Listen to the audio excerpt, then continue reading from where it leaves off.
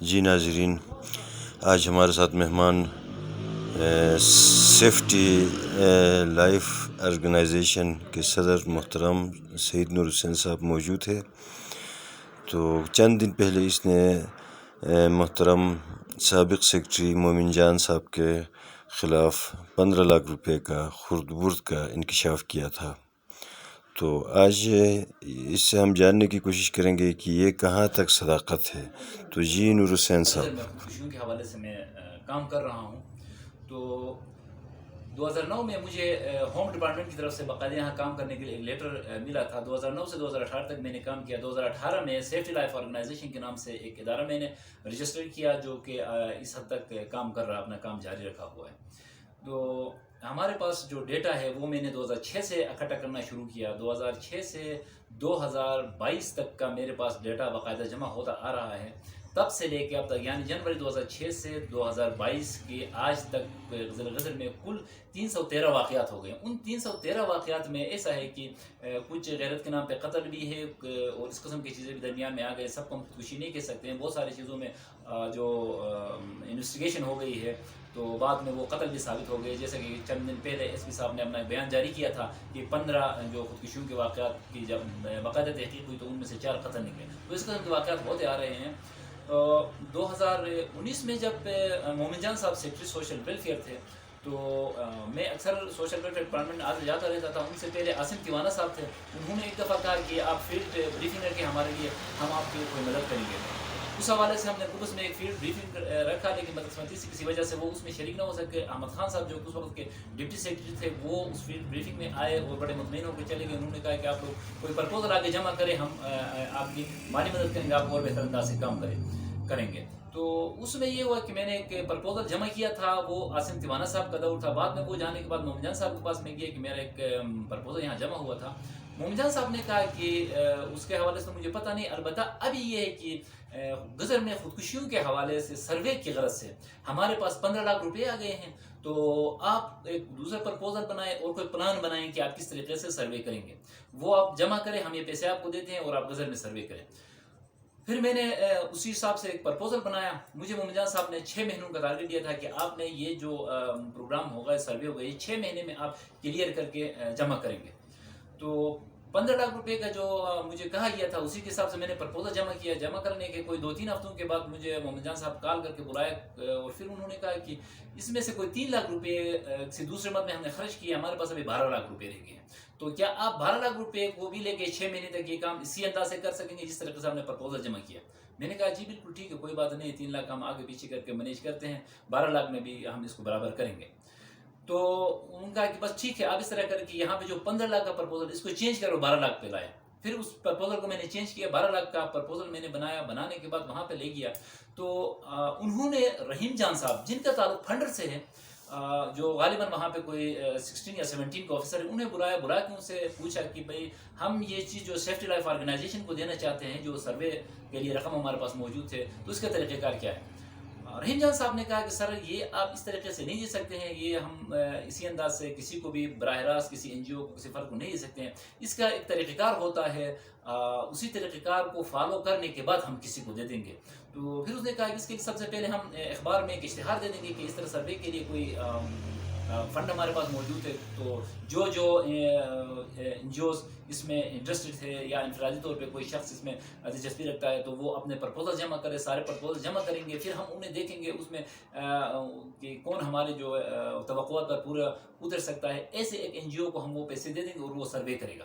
تو مومن جان صاحب نے کہا کہ بس ٹھیک ہے، آپ بھی پرپوزل اپنا جمع کریں، پھر دوسرے بھی این جی او جمع کریں گے، اس کے بعد ہم دیکھیں گے، کوشش ہم کریں گے، کیونکہ آپ نے کافی عرصے سے کام کیا ہے، اسی علاقے سے تعلق رکھتے ہیں، اگر ہو سکا تو ہم آپ کو دے دیں گے، اگر نہیں ہو سکا، انہوں نے یہ بھی کہا تھا اگر نہیں ہو سکا تو کوئی دوسرا این جی او بھی کام۔ میں نے کہا ٹھیک ہے سر، وہ آپ دیکھ کے کسی ایسے اس کو دے، کیونکہ ہمارا علاقہ ہے، ہمارے علاقے میں خودکشیاں ہو رہے ہیں، آپ جس کو بھی دینا چاہے دے دے، وہاں پہ کام ہو جائے اور یہ خودکشیاں رکے۔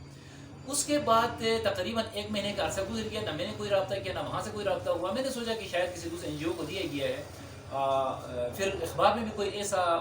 اشتہار ہم نے نہیں دیکھا کہ جس سے ہم یہ کہہ سکیں کہ بھائی باقاعدہ بیڈنگ ہو گئی اور کسی کو دیا گیا، کچھ پتہ نہیں چلا۔ 1 مہینے کے بعد میں مومن جان صاحب سے دوبارہ ملا تو انہوں نے کہا کہ نہیں، اس میں ایک اور تھوڑا مسئلہ پیدا ہو گیا کہ خودکشیاں صرف غزر میں نہیں ہوتے بلکہ گلگت ڈویژن میں خودکشیاں ہو رہے ہیں، تو اس لیے ہم نے وہ 12 لاکھ روپے 4 حصوں میں تقسیم کیا ہے۔ اب یہ ہے کہ 3 لاکھ روپے ہر ضلع کو ملیں گے، غزر کو 3 لاکھ روپے، گلگت کو 3 لاکھ، نگر کو 3 لاکھ اور ہنزا کو 3 لاکھ روپے، تو 12 لاکھ روپے ہم نے اس طرح تقسیم کرنا ہے۔ اب یہ آپ ایک اور پرپوزل بناؤ اور 3 لاکھ روپے کا جو ہے پرپوزل بنا کے آپ جمع کرو، آپ کس طرح کام کریں گے۔ اب یہ پرپوزل پہ پرپوزل یعنی وہ ٹائم ویسٹ کرتے آ رہے تھے۔ آخر میں نے وہ بھی کیا، تو میں اپنے حساب سے جو میں نے وہ تھے ممجان صاحب سے میں نے کہا کہ اپنے 3 لاکھ روپے لے کر 6 مہینے تک ہم کس طرح کام کر سکتے ہیں، وہ تو ممکن ہے، وہ جو پلان پہلے ہم نے بنایا ہے اسی پلان پہ کام ہو ہی نہیں سکتا ہے، کم رقم ہے تو اس پلان کو بھی اب کلوز کرنا ہوگا۔ پھر میں نے باقاعدہ اسی پلان کو کلوز کیا، ممجان صاحب نے کہا ٹھیک ہے آپ کس انداز سے کام کر سکیں وہ لے کے آؤ۔ میں نے وہ پلان بھی چینج کیا، پرپوزل بھی چینج کیا، اور یہ جو پرپوزل ہے آپ کے سامنے یہ میرا فائنل پرپوزل تھا۔ میں نے 3 لاکھ بھی نہیں کیا، یہ پرپوزل میں نے فائنل 2.5 لاکھ پہ لایا۔ میں نے کہا 5 تحصیل میرے پاس ہے، ہر تحصیل میں 50,000 روپے کے حساب سے میں سروے کروں گا، رپورٹ میں تیار کروں گا، میں آگے دے دوں گا۔ یہ وہ آخری پرپوزل ہے جو میں نے صرف اس میں social welfare department Gilgit Baltistan میں جمع کر دیا تھا۔ اس کے بعد یہ جو پرپوزل تھا اس کی باقاعدہ کاروائی شروع ہو گئی، اس پر اس کے پاس لے جاؤ، اس کے پاس لے جاؤ، یہاں لانا ہے وہاں لانا ہے، اس طرح کر کے تقریباً کوئی 1 مہینے کا عرصہ اس میں گزر گیا۔ فائنلی یہ ہوا کہ یہ جو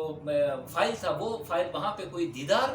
کریم صاحب، میرے خیال میں اس کا نام تھا دیدار کریم، جن کا حمزہ سے تعلق ہے، انہیں دے دیا گیا کہ بھائی اس پر آپ کاروائی مکمل کر کے لے کے آ جائیں، دے دیں۔ تو پھر مزید 1-1.5 مہینے تک میں اس کے پیچھے چلتا رہا، آج آ جاؤ، کل آ جاؤ، پرسوں آ جاؤ، 2 دن بعد آ جاؤ، 10 دن بعد آ جاؤ۔ پھر میں اس چیز سے تنگ آ کر اس کو میں نے چھوڑ دیا، کچھ پتہ نہیں، اس کو میں نے کہا بس ٹھیک ہے یہ جس کو دینا چاہے شاید کام ہو جائے گا۔ پھر میں اسی چیز پر تقریباً 1 سال تک یہی سوچتا رہا کہ کام ہو جائے گا۔ درمیان میں کورونا کا مسئلہ آ گیا تو سارے کام ٹھپ ہو گئے، 2020-21 اسی طرح نکل گئے۔ اچھا اس میں بھی ہو سکتا ہے کوئی سروے کریں گے، پھر میں اپنے طور پہ تحقیقات کیا کہ ممکن ہے کسی NGO کو دیا گیا ہو، ممکن ہے کسی اچھے ایک پڑھے لکھے بندے کو دیا گیا ہو کہ یہاں پہ سروے کرے، تو ہمیں پتہ چلا کہ کسی کو کچھ نہیں دیا گیا ہے، وہ پیسے کہاں گئے کہاں نہیں گئے کچھ بھی پتہ نہیں چلا۔ البتہ اسی درمیان مومن جان صاحب نے یہ کہا تھا کہ ہم کچھ خودکشیوں کے حوالے سے غزر میں کوئی ڈبے بنوا رہے ہیں کہ شکایتی ڈبے کے ہر تحصیل میں کچھ ڈبے ہم رکھیں گے۔ ان ڈبوں میں یہ ہوا کسی بندے کو کوئی بڑا مسئلہ ہو تو وہ اپنے جو ہے نا مسئلہ لے کر اس ڈبے میں ڈالے، ہر مہینے کی 2 تاریخ کو ہم وہ ڈبہ کھولیں گے، اندر سے وہ چیز نکالیں گے اور اس بندے سے رابطہ کرنے کی کوشش کریں گے۔ جب مومن جان صاحب نے ایک میٹنگ میں پہلے یہ کہا تھا تو میں نے اس کی مخالفت کیا تھا کہ ایک بندہ اچانک خودکشی کرتا ہے، وہ آپ کو 1 مہینے تک انتظار نہیں کر سکے، وہ آپ کو اسی طرح کا کوئی چیز لکھ کر اس میں نہیں ڈال سکتا ہے، یہ ممکن نہیں ہے۔ پھر بھی مومن جان صاحب نہیں مانا، سیکریٹری تھے وہ، ہم کیا کہہ سکتے ہیں، بس اس نے کیا، ہم نے کہا چلو ٹھیک ہے۔ تو انہوں نے کہا کہ اس پہ کچھ رقم اس پہ لگائیں گے، ہم لگا کے اس کو کرتے ہیں، اور اس میں بھی یہ کہا گیا تھا کہ بھائی جو 12 لاکھ روپے ہے اس میں سے تھوڑا رقم نکال کے ہم انہی ڈبوں کو بنائیں گے۔ پھر وہ ڈبے غزر میں لگ گئے۔ بعد میں پتہ چلا کہ جو ہے 2 تاریخ کو جب یہاں پہ چند ڈبے کھولے گئے تو سارے ڈبے خالی تھے، ایک ڈبے سے کوئی 10 روپے کا ڈونیشن نکلا تھا، تو وہ ڈبے بھی ناکام ہو گئے۔ اس کے بعد چند دن پہلے میں سوشل ویلفیئر آفس غزر میں جب میں گیا تھا وہاں پہ یہ باتیں ہو گئی، تو وہاں سے پتہ چلا کہ وہ جو ڈبے بنائے گئے تھے وہ ان کی ذمہ داری بھی غزر میں جو سوشل ویلفیئر کا آفس ہے اسی کو دیا گیا تھا، انہوں نے اپنے بجٹ سے بنایا ہے۔ اس 12 لاکھ روپے سے 1 روپیہ ان کو نہیں ملا، اور ان لوگوں کو یہ بھی پتہ نہیں کوئی اس قسم کے پیسے آ گئے تھے سروے کے لیے، اچھا کام کرنے کے کچھ آ گئے تھے، ان کو کچھ پتہ نہیں تھا۔ یہ ڈبے بھی یہاں کے غزر کے آفس سے اپنے بجٹ سے انہوں نے بنا کے لگوائے تھے۔ اب وہ پیسے کہاں گئے، کس نے استعمال کیا، کہاں خرچ ہو گئے؟ میں نے سمپل ایک سوال پوچھا، میں نے کسی پر غبن کا الزام بھی نہیں لگایا کوئی، میں نے سمپل سوال سب سے پہلے میں نے مومن جان صاحب کو ڈائریکٹلی فیس بک میں ان کے اپنے ID پر میں نے کمنٹس کیا کہ سر آپ کے پاس 15 لاکھ روپے آ گئے تھے، وہ پیسے آپ نے، مجھے کوئی جواب نہیں ملا۔ پھر میں نے ایک پوسٹ لگایا کہ سر یہ اس قسم کی چیزیں ہو گئے ہیں، مومن جان صاحب اس قسم کے ان کے پاس پیسے تھے، ان کا کچھ پتہ نہیں چلا، سروے ہو گیا نہیں، اگر ہو بھی گیا ہے ہمیں پتہ نہیں ہے تو ہمیں وضاحت ہونی چاہیے کہ بھائی سروے ہو گیا ہے، فلاں ادارے نے کیا ہے، اس کے کیا فائنڈنگز آئے ہیں، اس نے کیا سفارشات مرتب کی اور اس پر کیا عمل ہوا ہے۔ جبکہ آج کل آپ دیکھ رہے ہیں کہ خودکشیوں کا سلسلہ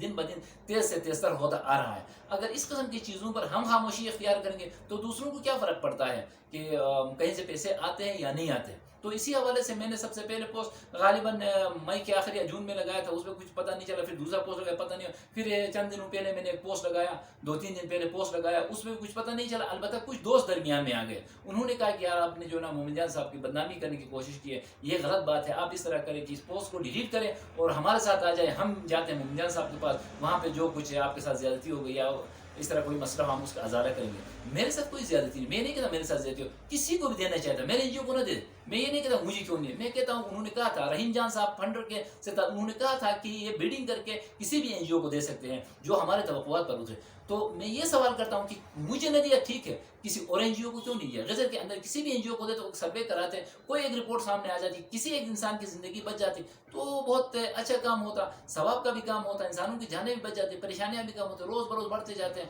اب یہاں پہ ہمارے ایک دوست ہے، غالباً وہ ایک یہ قرمبرگ کے حوالے سے نا، یہ قرمبرگ کیا ہے نیشنل پارک ہاں کے ایڈمن نے کمنٹ کیا ہے آپ کے پوسٹ پر کہ اس نے کہا کہ آپ کو مومن جان صاحب نے 10 لاکھ روپے دیا ہے، تو اس حساب سے آپ بھی اس کے ساتھ غبن میں شریک ہو، اس کا وضاحت کریں جی بالکل، کیا آپ بہت نے کھایا ہے اور کہاں خرچ کیا ہے؟ بہت زبردست۔ اب سب سے زیادہ دکھ کی بات یہ ہے کہ یہ قرمبرگ نیشنل پارک کا جو ایڈمن ہے، میں نہیں جانتا ہوں یہ کون ہے کون نہیں، البتہ جب میں نے پوسٹ لگایا تو انہوں نے یہ کہا کہ میں نے مومن جان صاحب سے رابطہ کیا آپ کے پوسٹ کو دے کر کہ یہ کیا معاملہ ہے، تو مومن جان صاحب نے انہیں کہا ہے کہ وہ بندہ باقاعدہ میرے پاس پرپوزل لے کر آیا تھا، میں نے 10 لاکھ روپے اس کو دے دیا، وہ لے کے گیا، نہ اس نے کوئی سیمینار کیا، نہ اس نے کوئی پروگرام کیا، نہ اس نے کوئی ڈیٹا ہمارے پاس جمع کیا۔ تو اب مومن جان صاحب بقول قرمبرگ نیشنل پارک ایڈمن کے، مومن جان صاحب نے کہا ٹھیک ہے وہ 10 لاکھ روپے کا وہ حساب کتاب دے دے، 15 لاکھ روپے میں برابر کرتا ہوں۔ اب بہت اچھی بات ہے، زبردست کام ہو گئی ہے کہ مومن جان صاحب نے مجھے کس انداز سے دیا ہے، کس ترتیب سے دیا ہے۔ ایسی چیزوں کے لیے کسی NGO کو جب فنڈنگ ہوتی ہے تو اس کے لیے بڑے فائل بنتے ہیں، وہ فائل فائنانس تک جاتے ہیں، فائنانس میں جانے کے بعد وہاں فائل بنتے ہیں، فائنانس پھر NGO کا جو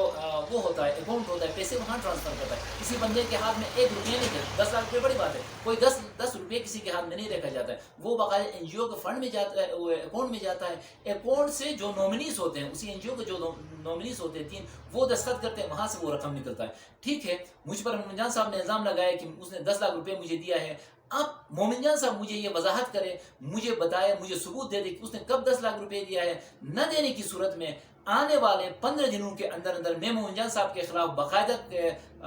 کورٹ میں کیس دائر کروں گا کہ انہوں نے مجھ پر الزام لگایا ہے کہ اس نے مجھے 10 لاکھ روپے دیے، کس انداز سے دیے، کہاں سے دیے، اگر میں نے وہ غبن کر کے کھایا ہے تو مجھے سزا ہونی چاہیے، نہیں اگر میں نے کچھ نہیں کھایا ہے، مومن جان صاحب نے جھوٹ بول کے یہ بات کہا ہے تو مومن جان صاحب سے پوچھے جائے کہ وہ پیسے اس نے کھایا ہے نہیں کھایا ہے، کسی کو دیا ہے نہیں دیا ہے، مجھ پر 10 لاکھ روپے کا جو الزام لگا ہے وہ کس وجہ سے لگا۔ آپ کو کس طرح صدر صاحب کا آپ کو کس طرح پتہ چلا تھا کہ سوشل ویلفیئر کے پاس 15 لاکھ روپے خودکشیوں کے حوالے سے آئے ہیں؟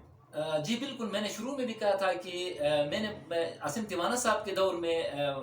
پرپوزل جمع کیا تھا، تو جب عاصم تیوانہ صاحب کے دور میں پرپوزل جمع کیا، بعد میں وہ چلے گئے، مومن جان صاحب آ گئے، تو میں اسی پرپوزل کے حوالے سے ان کے پاس گیا تھا۔ وہ پرپوزل میرا تھا 25,70,000 روپے کا، کیونکہ اس وقت کے احمد خان صاحب نے کہا تھا 30 لاکھ روپے تک آپ پرپوزل جمع کریں، ہم کچھ کہتے ہیں، تو میں اسی کے حوالے سے وہاں گیا، تو مومن جان صاحب نے کہا کہ وہ ایسے ہی تھا، کچھ پیسے یہاں پہ ہے نہیں ہمارے پاس، جو ہمارے پاس ہوتے ہیں وہ ہم دے دیں گے، آگے اس نے پتہ نہیں کچھ بھیجا ہے نہیں بھیجا، وہ بات کی بات ہے۔ فی الحال ہمارے پاس جو رقم آئی ہے وہ 15 لاکھ روپے مومن جان صاحب نے خود کہا، اور پھر وہ رحیم جان صاحب کو بلایا، رحیم جان صاحب نے کہا براہ راست نہیں دے سکتے، بیڈنگ ہوگی، اخبار میں دے دیں گے، تو اسی طرح مومن جان صاحب نے خود مجھے بتایا تھا کہ پیسے آ گئے، اور پھر رحیم جان صاحب نے بھی کہا کہ پیسے ہمارے پاس موجود ہیں۔ تو صدر صاحب آپ نے جو یہ کتاب تیار کی ہے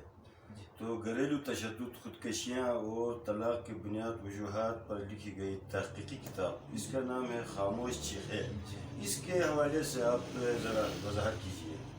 یہ اس کا کیا ہے؟ جی بالکل، میں نے جو کام کیا ہے اس حوالے سے سب سے پہلے یہ کہ 2006 سے 2022 تک کا ڈیٹا جمع کیا ہے اور کرتا رہا ہوں آگے، اس کے ساتھ ساتھ خودکشیاں کیوں ہو رہے ہیں، بنیادی وجوہات کیا ہے، بڑے سے بڑے مسئلے کیا آتا ہے، چھوٹا مسئلے کیا آتا ہے، ان سب کو اکٹھا کر کے میں نے ایک 300 صفحات پر مشتمل ایک تحقیقی مسودہ میں نے تیار کیا ہے، جس کی جو ہے ایک ڈھانچہ، اسے کہتے ہیں ڈھانچہ، یہ ڈھانچہ میں نے اس کتاب کا تیار کیا ہے، یہ اس کتاب کا ایک حصہ ہے، اسی طرح کے 3 حصے ہیں، اس کے 3 حصوں پر مشتمل 300 صفحات پر مشتمل ایک کتاب ہے، یہ فی الحال 100 صفحات پر مشتمل جو ڈھانچہ میں نے تیار کیا ہے، یہ ڈھانچہ صرف اور صرف کہیں لے جا کر دکھانے کے لیے ہے کہ اس کے لیے میرے پاس اتنے رقم موجود نہیں ہے، گنجائش نہیں ہے، کیونکہ جب اس کی پرنٹنگ کا معاملہ آتا ہے تو کم از کم 1000 1500 2000 کاپیاں پرنٹ کرنے پڑتے ہیں اور اس کے لیے کم سے کم 20-25 لاکھ روپے کی ضرورت ہوتی ہے. یہاں پر میں نے وہ سارے وجوہات بھی لکھے ہیں. اچھا وہ سارے سفارشات بھی لکھے کہ ہم ان کو کس طرح کنٹرول کر سکتے ہیں. ایک بات. دوسری بات میں نے اپنے جو ریسرچ ہے اسی کے تھرو 2012 سے ابھی تک ٹوٹل 16 بندوں کی جانیں بچانے کا میں وسیلہ بنا ہوں. میں بچانے والا اللہ ہے لیکن میں وسیلہ بنا ہوں. ان میں سے 4 بندے جو ہیں وہ گلگت بلتستان سے باہر کے ہیں, غزہ سے باہر کے, باقی لوگ یہاں کے ہیں. اور ان میں سے ایک بندہ جن کا تعلق سندھ سے ہے اس نے باقاعدہ ایک ویڈیو کلپ بھی بنا کر مجھے دیا ہے کہ وہ کس طرح بچ گیا, میں نے اس کو کس طرح کنونس کیا اور آخرکار وہ خودکشی سے کس طرح خود کو واپس لے کے آئے. تو یہ کتاب اسی حوالے سے ہے کہ اس میں یہ ساری چیزیں ڈیٹیل دی گئی ہیں. لیکن ابھی اس کو پرنٹ کرنے کے لیے میرے پاس کوئی گنجائش نہیں, وسائل کچھ بھی نہیں ہے. تو بہت شکریہ. تو بہت بہت شکریہ سر صاحب آپ کا. آپ نے